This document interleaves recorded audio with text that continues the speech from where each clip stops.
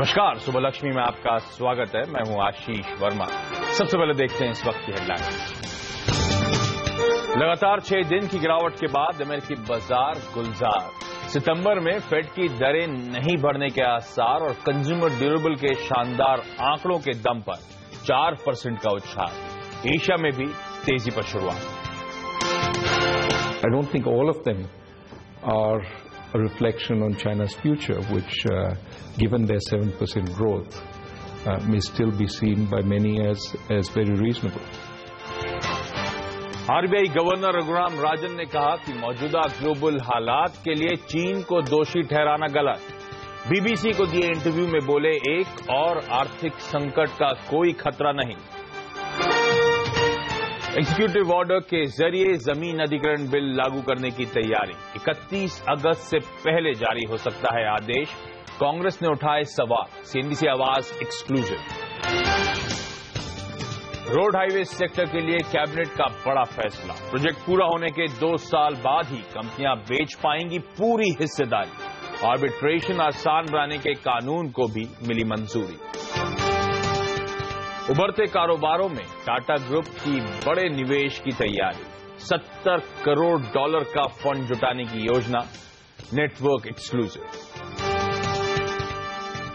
भारतीय एयरटेल ने ऑगेर वायरलेस का अधिग्रहण किया। मध्य प्रदेश और छत्तीसगढ़ में हासिल होगा अतिरिक्त BWA स्पेक्ट्रम। और गुजरात में नहीं थम रहा पटेल आरक्षण आंदोलन। पुलिस के साथ झड़प में 6 लोगों की मौत। आवास पर बड़ा खुलासा। उम्र आंदोलन के पीछे राजनीतिक दलों का हाथ। लेकिन चलिए सबसे पहले देख लीजिए किस तरह से एसजीएक्स निफ्टी और तमाम एशियाई बाजार और ग्लोबल मार्केट्स में कामकाज हो रहा है। एसजीएक्स निफ्टी दर्शा रहा है कि शायद एक्सपायरी के दिन शुरुआत बेहतर हो सकती है। जी हां, आज ध्यान रखें, अगस्त वायदा की एक्सपायरी है और इंडिकेशन एसजीएक्स निफ्टी की तरफ से आ रहे हैं 1.25% के आसपास के उछाल के। हालांकि आज निक्केई जब खुला था तो 2% के आसपास की ऊपरी स्तरों पर ही खुलता हुआ नजर आया था, तो वो ट्रेंड सेट कर चुका था कि एशियन मार्केट में शायद एक अच्छा उछाल देखने को मिलेगा। क्यों ये उछाल देखने को मिल रहा है? ध्यान रखें, अमेरिकन मार्केट्स में कल बेहद स्ट्रांग मोमेंटम देखने को मिला। तमाम बेंचमार्क्स वहां पे 4 से 4.25% का उछाल। और इंटरेस्टिंगली आखिरी घंटों में हमने देखा तगड़ी खरीदारी और दिन के हाईज पे जाके अमेरिकन मार्केट्स क्लोज हुए। इनफैक्ट डाउ ने एक दिन में 619 अंक का है कल, यानी कि तगड़ा उछाल लगाया है। बेस्ट डे कहा जा रहा है 2011 के बाद, इसलिए मैंने उछाल को हाईलाइट करा था, जो 619 पॉइंट का उछाल था। 2011 के बाद इससे स्ट्रांग ट्रेडिंग सेशन वहां पे देखने को नहीं मिला है। लगातार 6 कॉन्जिक्यूटिव दिनों से मैं हाईलाइट कर रहा हूं अमेरिकन मार्केट में कमजोरी थी। उन 6 दिनों के दबाव के बाद ये तगड़ा रिबाउंड है। और इनफैक्ट इन मंडे को जब तगड़ी पिटाई हुई थी ग्लोबल मार्केट्स की, तो अमेरिकन इंडेक्सेस करेक्शन मोड में चले गए थे, करेक्शन टेरिटरी में चले गए थे, यानी कि ऊपरी स्तरों से 10% से ज्यादा झटक चुके थे। कल हमने देखा S&P करेक्शन टेरिटरी के भी बाहर आता हुआ नजर आया है। क्यों आ रहा है ये मोमेंटम?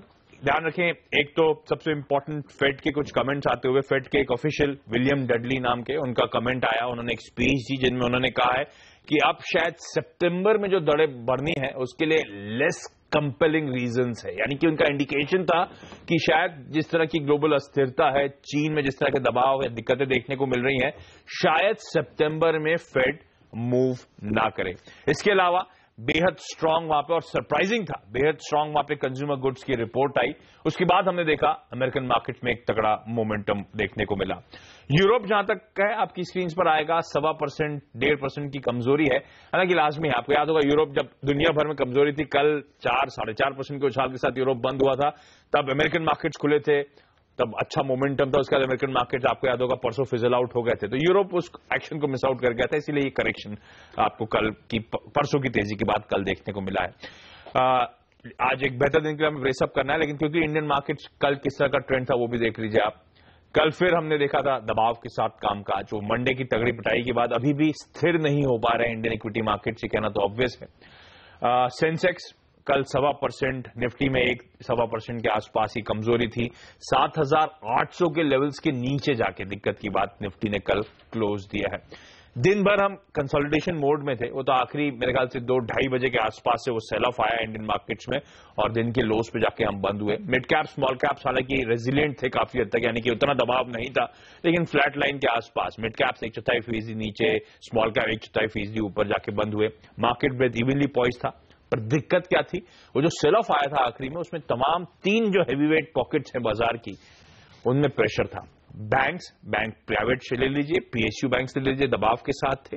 आईटी में कमजोरी थी और फार्मास्यूटिकल एक और इंपॉर्टेंट पैक्ट, वो भी कल दबाव के साथ बंद हुआ। सिर्फ मेटल्स में हल्की हरे निशान के साथ खरीदारी हुई है, ट्रेड हुआ है, हालांकि उसका वेटेज बहुत ज्यादा नहीं है।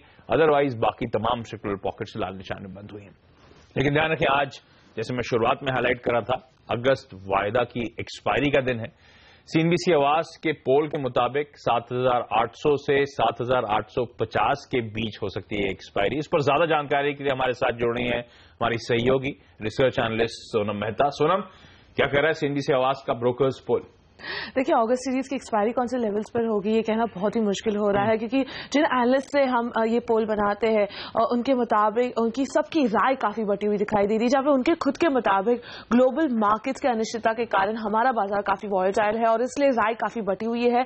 हमारे पोल के मुताबिक 29% एनालिस्ट का मानना है कि एक्सपायरी 7,800 से 7,850 के लेवल्स के बीच होती हुई दिखाई देगी। आज की क्लोजिंग से थोड़ी सी मजबूती देखने को मिल सकती है, लेकिन क्योंकि एनालिस्ट की राय काफी बटी हुई है और काफी बड़ा रेंज दिखाई दे रहा है, पॉजिटिव ये है कि एनालिस्ट के अनुमान के मुताबिक जो लोएस्ट लेवल है वो 7,700 का दिख रहा है। तो एटलीस्ट ये कॉन्फिडेंस बाजार में है कि एक्सपायरी 7,700 के लेवल्स के नीचे नहीं होगी और जो हाईएस्ट लेवल है वो 8,000 का आ रहा है। अगर ये लेवल को हम कंसिडर करते हैं तो कल की क्लोजिंग से 200 पॉइंट्स की तेजी पर आज ये बाजार बंद होता हुआ दिखाई दे सकता है। पर डेफिनेटली राय काफी बटी हुई है, तो बहुत खास होनी चाहिए अगस्त सीरीज की एक्सपायरी। ऑब्वियस भी है, किसी को समझ नहीं आ रहा है एक्चुअली मार्केट्स किस डायरेक्शन कहां मूवमेंट लेगा। वोलेटाइल बहुत ज्यादा है, ना सिर्फ हमारे ग्लोबल इक्विटी मार्केट बहुत वोलेटाइल है, तो बहुत कॉशियसली आज पर आपको ट्रेड करना पड़ेगा। हालांकि इंडिकेशंस स्ट्रेंथ के हैं, इनिशियल इंडिकेशंस हैं, पर दिक्कत की बात है जब इतनी तगड़ी पिटाई किसी मार्केट की हो जाती है तो उसके बाद हर बाउंस में शायद कई लोग एग्जिट लेने की कोशिश करते हैं। अगर वो प्रेशर आया तो दिक्कत की बात होगी। लोगों का भरोसा बढ़ रहा होगा, शॉर्ट कवरिंग ड्रिवन मोमेंटम आ गया इंडियन मार्केट्स में, तो शायद एक्सपायरी कहीं ऊपर लेवल्स के आसपास हो। लेकिन डेटा इंडिकेट कर रहे हैं इस सीरीज का जो मैक्सिमम बिल्डअप है, मैं उसकी बात कर रहा हूं, 7,800 नीचे की तरफ और 8,000 ऊपर की तरफ, ये मैक्सिमम बिल्डअप है। इस बीच एक्सपायरी होती है या नहीं होती है, किन लेवल्स के आसपास होने की गुंजाइश है? सीएनबीसी आवास के मार्केट से डेटा अनिल सिंह भी हमारे साथ जुड़ रहे हैं। अनिल जी, हाय, गुड मॉर्निंग। ग्लोबल क्यूज तो सपोर्टिव है आज हमारी एक्सपायरी के लिए, क्या लग रहा है मार्केट कैसा होगा, मैं कैसे ट्रेड करूं और एक्सपायरी किन लेवल्स के आसपास एक्सपेक्टेड है?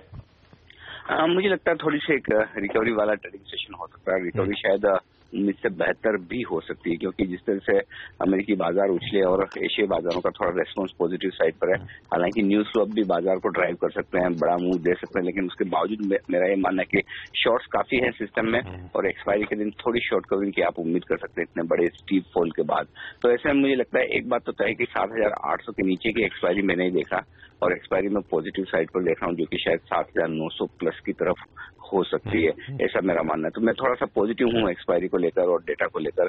दूसरी बात है कि वायदा कारोबार के डेटा लगातार दूसरा दिन ऐसा है जब एफआईआई की तरफ से बुरे नहीं है। मैं ये नहीं कहूंगा कि बहुत अच्छे हैं, लेकिन बुरे नहीं है। तो जो कुछ बिकवाली है वो कैश मार्केट में ज्यादा है और सामने डोमेस्टिक फंड्स की तरफ से फ्लोज आते हुए दिख रहे हैं। तो फ्लोज के लिहाज से प्रॉब्लम नहीं है, प्रॉब्लम न्यूज फ्लो की है और न्यूज फ्लो अगर आज पॉजिटिव होता हुआ दिख रहा है और उम्मीद करें कि सेकंड हाफ में यूरोप वगैरह का प्रदर्शन खराब ना हो, चाइना ठीक ठाक से ट्रेड करे, तो फिर ऐसे में मुझे लगता है कि एक्सपायरी को लेकर नेगेटिव रहना शायद थोड़ा सा रिस्की हो सकता है। लेकिन फिर भी एक बात तय है कि आपको स्टॉप लॉस जो रखना है वो इंट्राडे ट्रेड के हिसाब से 7750 पर रखना है। और अगर आप एक पोजिशनल ट्रेडर हैं और पीछे इस हफ्ते में आपने कहीं गिरावट में खरीदारी की है तो फिर 7650 आपका दूसरा स्टॉप लॉस हो सकता है, थोड़ा सा डीप और सेफ स्टॉप लॉस। तो कोशिश करें कि अगर आज बहुत ज्यादा मजबूती के साथ शुरुआत ना हो, फ्लैट शुरुआत हो, तो फिर खरीदारी का मौका होगा।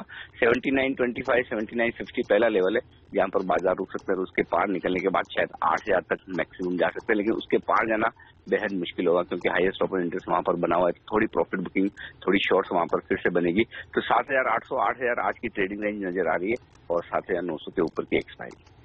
चलिए, तो शायद एक्सपायरी बेहतर होगी, शॉर्ट कवरिंग यानी कि मंदी के सौदे जो तगड़े बने हुए हैं वो शायद करते हुए नजर आए। ग्लोबल क्यूज उसके आज सपोर्टिव हैं।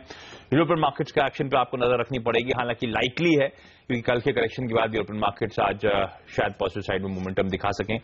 चीन बेहद वोलेटाइल है ऑफ लेट, तमाम स्टेप्स उठाने के बावजूद मार्केट्स में कोई रिकवरी ऑफ लेट देखने को नहीं मिली है, तो सबकी नजरें वहां पर भी होंगी और वो किस हद तक एशिया का मूड बिगाड़ने का दमखम रखता है। तो डेटा फ्लोज पे आप नजर रखें, ग्लोबल इक्विटी मार्केट में नजर रखें, पर हाईली लाइकली है, चांसेस हैं, आउटसाइड चांसेस हैं कह लीजिए कि शायद एक्सपायरी बेहतर हो और ऑप्टिमिस्टिक साइड में शायद 7,900 के ऊपर के लेवल्स आपको देखने को मिले। चलिए, निफ्टी की क्या रणनीति होनी चाहिए, एक और एक्सपर्ट से जान लेते हैं आज एक्सपायरी के लेवल्स के आसपास वो एक्सपेक्ट कर रहे हैं। मैक्स ग्रोथ कैपिटल के डायरेक्टर आशुतोष सरना हमारे साथ जुड़ चुके हैं। आशुतोष जी, हाय, गुड मॉर्निंग। क्या लग रहा है सर, चार्ट्स पे क्या कहता है बाजार में, जो कल लैटर हाफ में सेल ऑफ आया है, कोई दिक्कत की बात? आप कैसे आज एक्सपायरी को अप्रोच करेंगे? Very good morning. मुझे लगता है कि कल क्लोजिंग टाइम पे थोड़ा जो सेल ऑफ आया और 7840 ब्रीच होके मार्केट इवन 7800 के भी नीचे बंद हुई, थोड़ा सा सेंटीमेंट्स वहां पे बिगड़ता हुआ नजर आया। Even I talk to Sonam, closing levels मुझे 7700 के आसपास उस टाइम लग रहे थे, पर जिस तरह से आंकड़े आए शाम को, डेटाज आए और end of the day chart बना कैंडलस्टिक पैटर्न, तो मुझे लगता है कि वहां पे थोड़ा कॉन्फिडेंस बिल्डअप होता हुआ जरूर नजर आया। 7740 मुझे लगता है कि मिड टर्म और शॉर्ट टर्म के लिहाज से स्टॉप लॉस रहेगा जो मार्केट ब्रीच आउट होता है। 7740 जी बिल्कुल, 7740 मुझे लगता है मिड टर्म में और शॉर्ट टर्म में एक ये स्टॉप लॉस रख के बाइंग लेवल यहाँ पे कर सकते हैं और ये ब्रीच आउट होता हुआ अनलाइकली है थोड़ा, तो अनटिल एंड अनलेस कोई ग्लोबल मार्केट में कोई ज्यादा सेल ऑफ आता है तो। और यही लेवल्स मेरा आज का भी रहेगा, बाइंग करेंगे 7740 के स्टॉप लॉस से, और ऊपर के लेवल्स मुझे 7950 और 8000 के आसपास नजर आते हैं। तो आज आप भी एक्सपेक्ट करें स्मार्ट शॉर्ट कवरिंग देखने को मिलेगी और 7950 या 8000 तक के लेवल्स जाते हुए नजर आएंगे शायद 3:30 बजे के आसपास? जी बिल्कुल, और मैं एक रिकमेंडेशन ट्रेडर्स को देना चाहूंगा, यहाँ पे बिल्कुल अवॉइड करें फ्रेश शॉर्ट करना किसी भी लेवल पे अंटिल 8820 से पहले। ओके, अच्छा, कोई स्टॉक्स आपने आइडेंटिफाई करने सर आज के ट्रेडिंग सेशन के लिए? जी बिल्कुल, मुझे लगता है कि एक लास्ट सेल ऑफ हमने कल बैंकिंग में देखा था और एक अच्छी रिकवरी भी लास्ट में आती हुई नजर आई थी। बैंकिंग स्टॉक्स में SBI and PNB both I think double bottom बनाते हुए नजर आए कल end of the day charts पे। तो एक स्टॉप लॉस रखेंगे एसबीआई पे 242 का, टारगेट रहेगा 256 का। पीएनबी अगेन 139 के स्टॉप लॉस से बाइंग करेंगे, 147 के टारगेट के लिए अप्रोच करेंगे। ओके, तो पीएनबी में खरीदारी करने की सलाह, निफ्टी में खरीदारी करने की सलाह, और एसबीआई भी एक ऐसा काउंटर हो सकता है जहां पे आप बुलिश कॉल्स ले सकते हैं। लेवल्स जो आशुतोष सुझा रहे हैं आपकी स्क्रीन पर। आशुतोष, आपका बहुत बहुत धन्यवाद। अभी लेंगे एक छोटा सा ब्रेक के बाद बताएंगे कल कैबिनेट के लिए कौन से अहम फैसले और वो शेयर जो आज सुर्खियों में रहेंगे।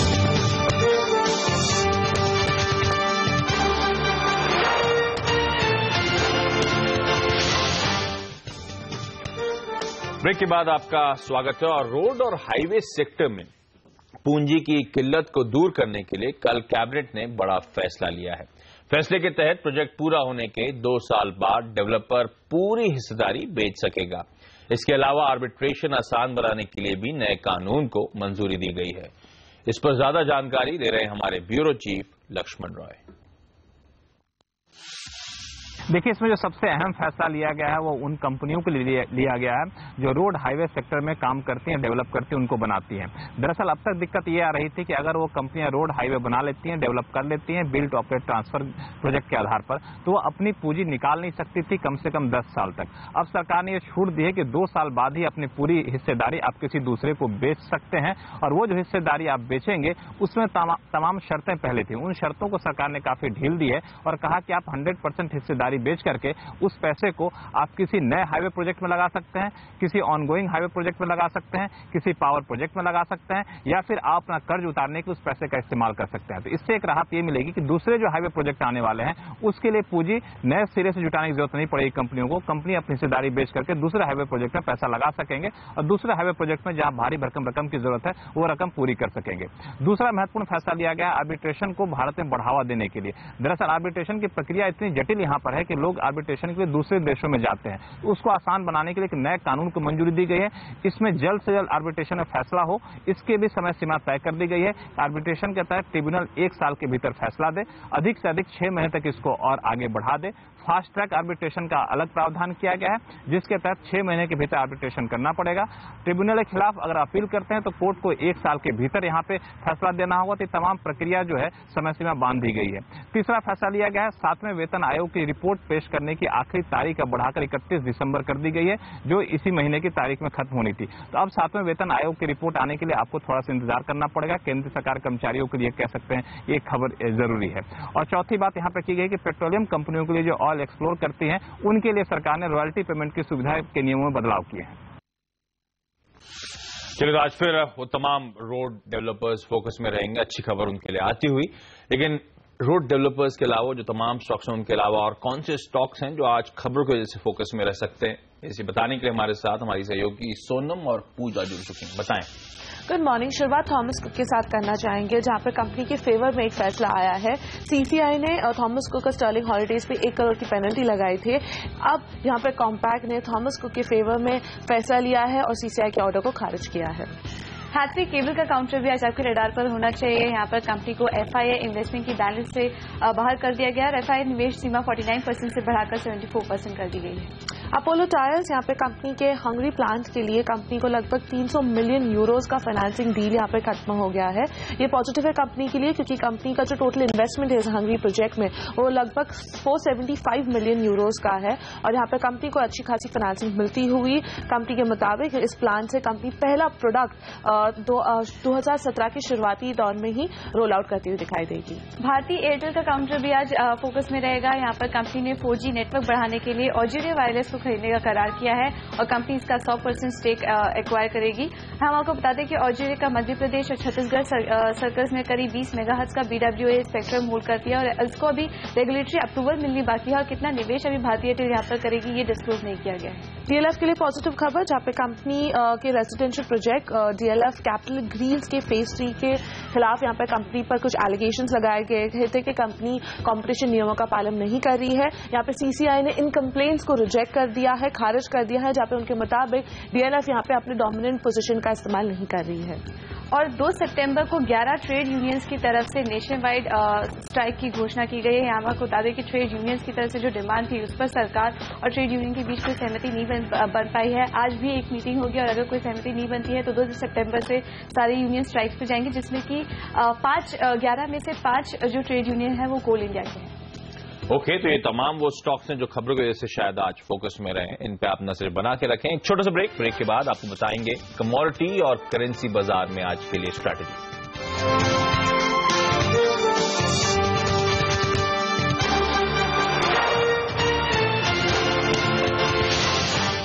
ब्रेक के बाद आपका स्वागत है। और लगातार 5 हफ्तों की गिरावट के बाद सोने में रिकवरी देखने को मिली है। सोने का भाव $1125 के ऊपर ट्रेड कर रहा है। वहीं क्रूड में भी तेजी देखी गई है। उधर डॉलर के मुकाबले रुपया 4 पैसे कमजोर होकर 66.14 के लेवल्स पर कल बंद हुआ। कमोडिटी और करेंसी मार्केट्स में आपकी क्या स्ट्रैटेजी हो, ये बताने के लिए एसएमसी ग्रुप ऑफ कंपनीज के रवि सिंह जी हमारे साथ जुड़ चुके हैं। रवि जी, हाय, गुड मॉर्निंग। रुपया, गोल्ड और कच्चा तेल, रणनीति बताएं sir. Good morning Ashish ji. अभी भी करीब ऊपरी लेवल से देखें तो गोल्ड में करीब 1400 पॉइंट तक की गिरावट हो चुकी है और मैं समझता हूं कि अभी बहुत जल्द आपको 26,300 से 26,000 तक के भाव देखने को मिल सकते हैं। तो यहाँ पर एक सेल की रणनीति रखनी चाहिए। और साथ ही सिल्वर की बात करें तो वो भी यहाँ पर एक गिरावट देखने को मिलेगी, 33,000 तक के लेवल देखने को मिल सकते हैं। तो एक बार सिल्वर में भी यहाँ पर सेल में रणनीति बनानी चाहिए। साथ ही रुपए की आज एक्सपायरी है तो थोड़ा वोलेटाइल सेशन हो सकता है, लेकिन आज रुपए स्ट्रांग होने के चांसेस हैं। तो एक बार 66.14 या 66.20 इन रेंज पे एक बार शॉर्ट करके चलना चाहिए। 66.35 पर के स्टॉप लॉस में टारगेट देखें तो ₹65.90 से ₹65.80। हालांकि ये रेंज में ज्यादा दे रहा हूँ आशीष, लेकिन मुझे लगता है कि चूंकि वोलेटाइल सेशन है तो एक बार को आपको आज 25 पैसे तक रुपए एक बार स्ट्रांग होता हुआ नजर आ सकता है। ओके, चलिए, बहुत धन्यवाद सुबह से वक्त निकालने के लिए। सॉरी, आपकी आवाज से लग रहा है हमारे फोन ने आपकी नींद डिस्टर्ब कर दी है। सोने और चांदी में बिकवाली करने की सलाह, रुपया वोलेटाइल हो सकता है, एक्सपायरी का दिन है, स्ट्रांग चांसेस हैं कि स्ट्रेंथ के साथ आज कामकाज करें। 65.90 65.80 तक के लेवल्स तक के टारगेट्स रवि जी सेट कर रहे हैं आज के लिए। छोटा सा ब्रेक के बाद स्टॉक 2020। नमस्कार।